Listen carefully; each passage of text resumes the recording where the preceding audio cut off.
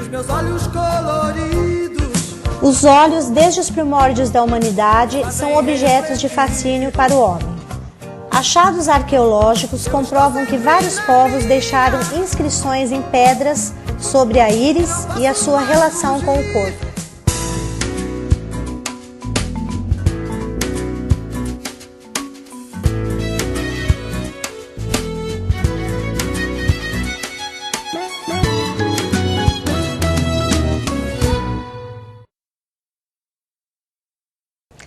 Olá, estamos novamente com o nosso bloco de qualidade de vida e saúde e hoje nós estamos aqui com o terapeuta com especialização em iridologia, o Rubens Florentino da Silva. Tudo bem, Rubens? Tudo bom, Miri? Pois é, e hoje nós vamos falar sobre um tema um tanto curioso, né, moderno, que é sobre a iridologia. Eu gostaria, Rubens, que você começasse falando sobre o conceito de iridologia. Na verdade, o conceito já remonta desde a era dos caldeus, por volta de 1610. É claro que de lá para cá, muita coisa foi aperfeiçoando. Vários povos, como os chineses, os japoneses, e principalmente na Europa, notadamente na Alemanha, onde houve um maior empenho em identificar quais são os aspectos e a correlação das estruturas da íris com os órgãos do paciente. Sei. Você falou já um pouquinho do histórico e eu gostaria que você falasse qual a base da iridologia. Bom, o conceito da iridologia foi de maneira empírica, ou seja, por observação. A última definição por Bernard Jensen definiu por um grupo de pessoas com algumas patologias específicas, ou seja, um grupo foi observado e feito anotações onde haviam as lesões. E no decorrer de um tempo conseguiu mapear a íris como um todo, observando que quando um determinado órgão estava em choque, aquela área específica ela tinha uma alteração, ou de cor, né, ou de alguma lesão. E fala um pouquinho sobre o primeiro contato, é chamado de paciente? Na verdade, essa denominação pode variar de país para país. Na Europa, a iridologia era considerada como uma ciência, estudada já de longa data. Na Alemanha propriamente dita, e também nos Estados Unidos, ela é utilizada como um meio de percepção inicial de alguma disfunção de algum órgão. Sim, então, por exemplo, o cliente, o paciente chega ao seu consultório, como que é feito, você vai avaliar a íris, né, o primeiro contato com ele, como que é feito esse diagnóstico, quais os métodos que são utilizados para você ver e observar a íris dele? Bem, na verdade, pode ser feita de uma maneira simples, seria com uma lupa e uma luz que pudesse ser incidida lateralmente à vista, né, na íris do olho, de maneira a clarear e mostrar melhor os aspectos de cor, principalmente quando a íris é escura. E através dessa observação é possível de imediato identificar alguns fatores assim, primordiais do organismo humano, né? Então, essa é uma forma.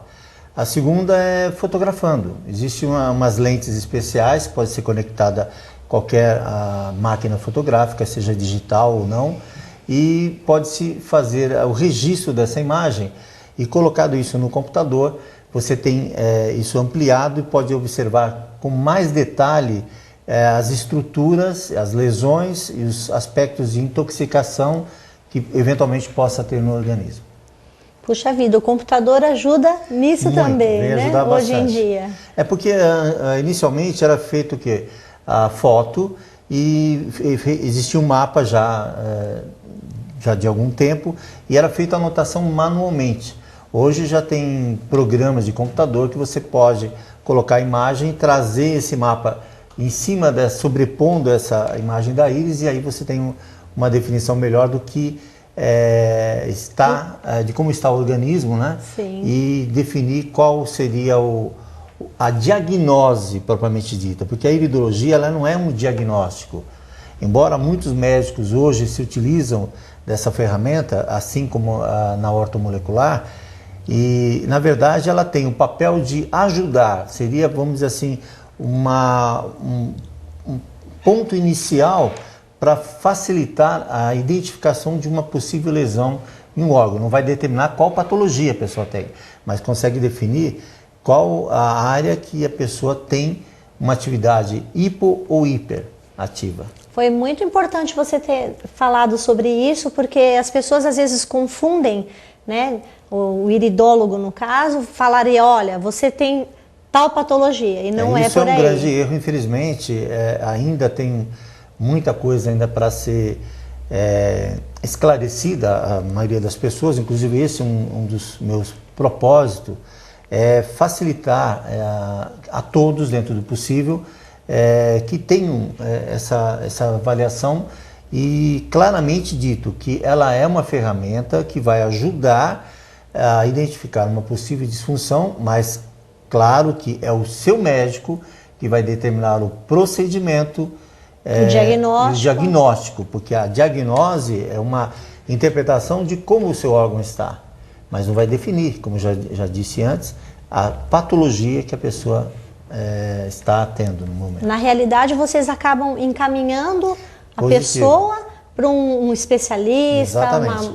E, na verdade, o iridólogo tem o papel de ser um auxiliar do médico, né? Sim. É uma ferramenta interessante. Eu tenho médicos que me mandaram o paciente dele para que eu pudesse fotografar e para que ele pudesse fazer uma melhor analogia, porque ele também é iridólogo, mas ele pediu para a mãe de uma criança, inclusive eu tenho uma imagem, que foi um facilitador. Na realidade, fui um facilitador, né? É claro que algumas situações nos indicam, né, na amnese, qual a terapia complementar que a gente pode estar... mais indicada. Mais indicada.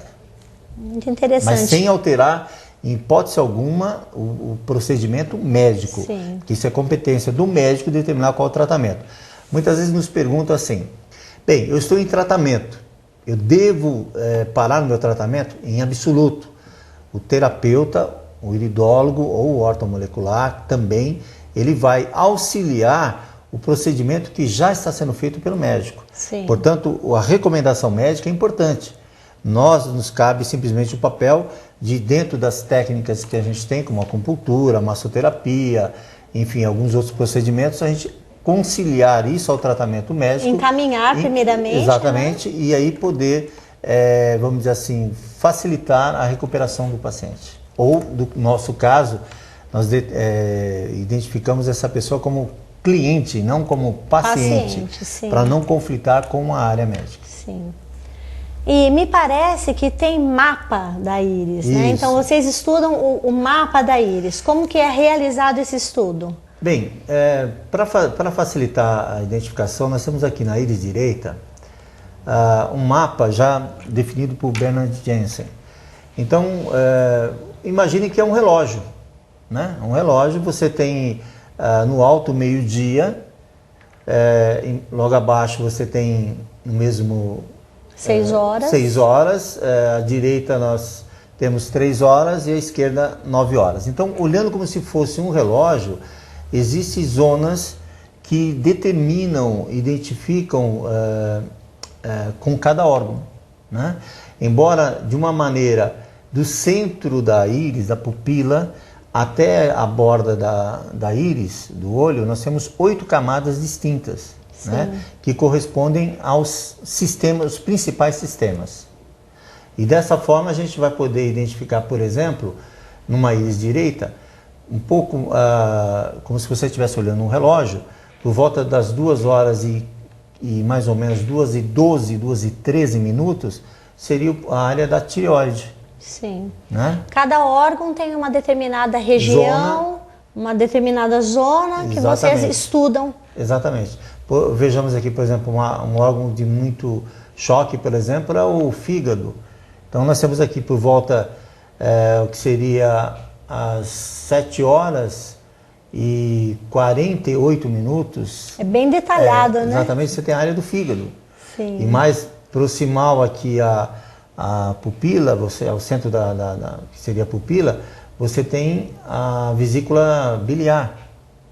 Ao mesmo passo que por volta das 6 horas e 27 minutos você tem o rim, né? E mais proximal aqui ao centro, em direção à pupila, você pode ter aqui a adrenal. Então, dessa forma, a gente consegue identificar quais são as áreas de choque. De que forma é feito isso? Existe alteração de cor, existem lesões onde essas lesões ocorrem escurecimentos ou mesmo um tom acastanhado. Quando existe esse tom acastanhado, indica uma toxicidade que está sendo processada naquele órgão e determina que aquilo deve ser feito um alerta, um sinal de alerta. Pelo menos verificado, né? Encaminhado para o médico exatamente. E o especialista. Exatamente. Muito bom. Eu acho que esse, na sua opinião, é o principal benefício da iridologia? No caso, você ter essa oportunidade de encaminhar um cliente que no seu mapa você observou que ele pode ter uma lesão em determinado órgão, você acaba adiantando bastante. Um tratamento, às vezes, muito sério, né? Uhum. Que quanto antes, melhor.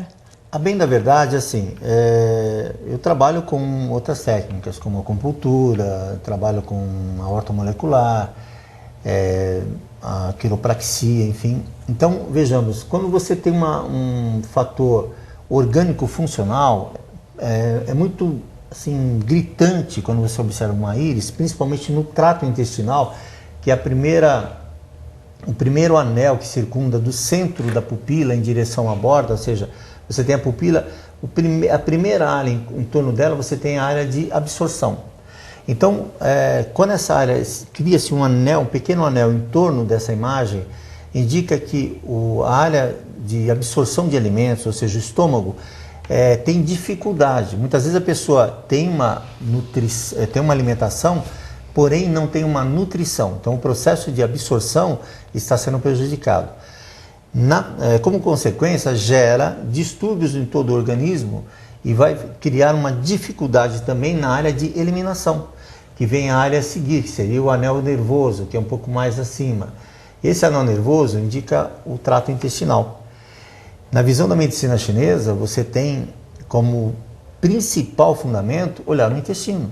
Sim. O nível de toxicidade do intestino é muito grande. Sim. Nós temos um intestino de aproximadamente, variando de pessoa a pessoa, entre 7 a 9 metros, entre o intestino delgado e o intestino grosso.